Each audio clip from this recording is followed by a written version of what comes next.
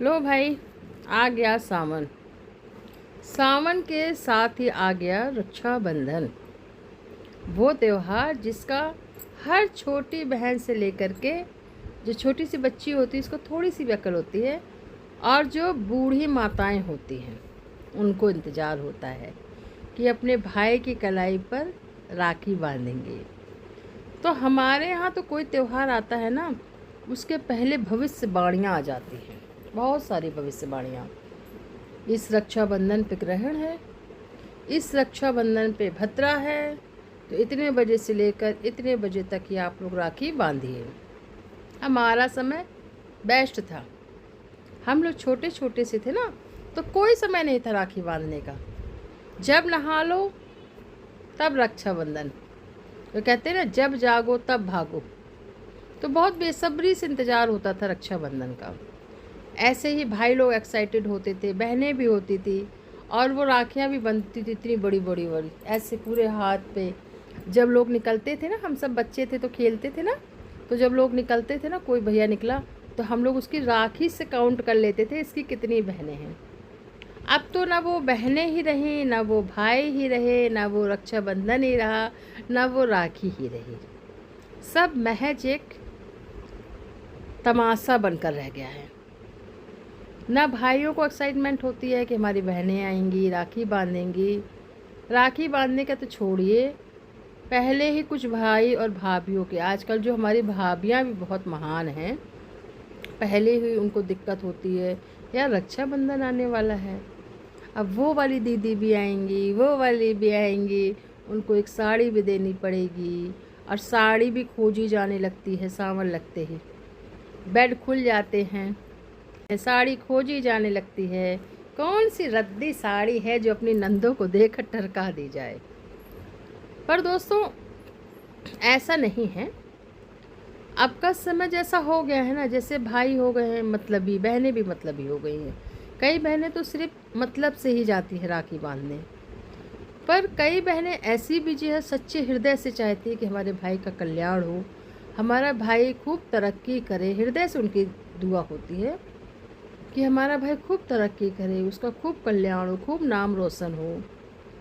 और कई भाई भी ऐसे हैं जो अपनी बहनों का सच में हित चाहते हैं, बेसब्री से इंतज़ार करते हैं, दरवाजे पे टकटकी लगाए घूमा करते हैं, मेरी बहन कब आएगी, मेरी बहन कब आएगी। पर ज़्यादातर जो है वो अब सब ऐसा ही हो गया है। सब जैसे कहते हैं ना, जैसी अन्न वैसा मन। पहले के समय पे लोग अच्छा खाते थे, अच्छा सोचते थे, रिश्तों के लिए भी और अपने लिए भी और दूसरों के लिए भी। अब जैसा लोग खा रहे हैं वैसा सोच रहे हैं, चाहे वो रिश्ता हो और चाहे कोई अपना हो या पराया हो। अब ना भाइयों में वो प्रेम रहा बहनों के लिए, ना वो इंतज़ार रहा, ना बहनों में वो प्यार रहा अपने भाइयों के लिए। हमारे यहाँ जहाँ हमारे पापा जी काम करते थे ना, तो वहाँ पे एक डॉक्टरनी आंटी रहती थी, अलका मैम। तो वो हमेशा अपने हस्बैंड को राखी बांधती थी। तो हम लोग पूछे, आंटी जी आप अंकल जी को राखी बांधते हो? क्योंकि हम भी बच्चे थे ना, छोटे छोटे थे। तो वो कहती थी, बेटा रक्षाबंधन का मतलब क्या होता है? जो हमारी रक्षा कर सके। तो अंकल ही तो रक्षा करते हैं। अगर मुझे कोई दिक्कत परेशानी होती है तो अंकल ही रक्षा करते हैं ना। तो हम तो भैया अपने हस्बैंड को राखी बांध, ऐसे बोलती थी वो आंटी जी। तो हम लोग ना हंसते थे, हम लोग हंसते थे कि रक्षाबंधन का मतलब ये थोड़ी होता है। रक्षाबंधन का मतलब तो होता है कि बहनें भाइयों की कलाई पे राखी बांधें, उनको आरती उतारें, और भाई उनको गिफ्ट दें। क्योंकि हम लोग को जैसे पैसे मिलते थे हम लोग छू मंतर हो जाते थे कुछ ना कुछ खाने के लिए। पर अब समझ में आता है, अब जो माहौल हो गया है ना, सच में यार वही माहौल हो गया है कि अब तो कई भाइयों को भी मैंने ऐसे देखा है, कई बहनों को भी देखा है कि अगर भाई मुसीबत में है तो बहनें मुंह छुपा लेती हैं, सक्षम होते हुए भी।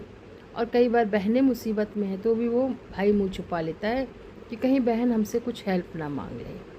तो अब तो रक्षाबंधन का मतलब मुझे सच में वो आंटी की बात याद आती है कि शायद जो हमारी रक्षा कर सके, हमें उसके साथ ही एक बंधन बनाना चाहिए, क्योंकि वो हमारी रक्षा कर सकेगा। फ़िलहाल मेरा ये मतलब नहीं है कि आप अपने हस्बैंड को राखी बांधिए, अपने ही भाई को राखी बांधिए, पर सभी बहनों से ही प्रार्थना है कि अद्रा भद्रा के चक्कर में मत पड़िए यार। जैसे पहले एंजॉय करते थे ना, एंजॉय करिए, राखी बांधिए। जितनी ऊपर वाले ने ज़िंदगी दी है आपका भाई उतनी ही ज़िंदगी जिएगा, एक पल ज़्यादा नहीं और ना एक पल कम। तो त्यौहार को त्यौहार की तरह मनाइए। रक्षाबंधन है, पंडितों ने भविष्यवाणी कर दी है, बहनों के वीडियो आने लगे हैं कि भाई के घर जाना है, ये मिलेगा वो मिलेगा। तो उन बहनों से मेरा यही कहना है, किसी लालच में मत जाओ।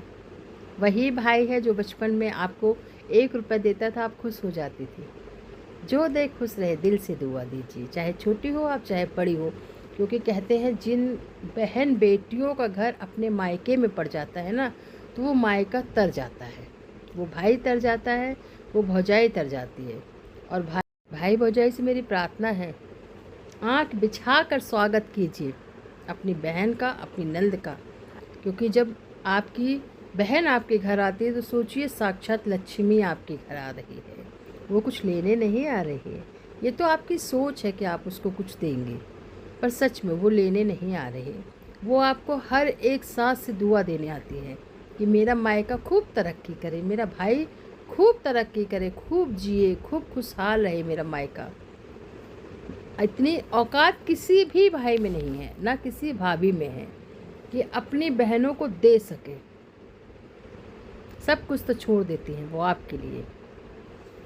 तो खूब एंजॉय करिए, इन पंडित वंडित के चक्कर में मत पड़िए। आज मैंने कई वीडियो देख लिए ना भद्रा वाले, और दिन में हमारी भाभी का फ़ोन आया था, जो हमारी दिल्ली वाली भाभी है, तो वो भी बोल रही थी कि दीदी क्या ग्रहण लग रहा है।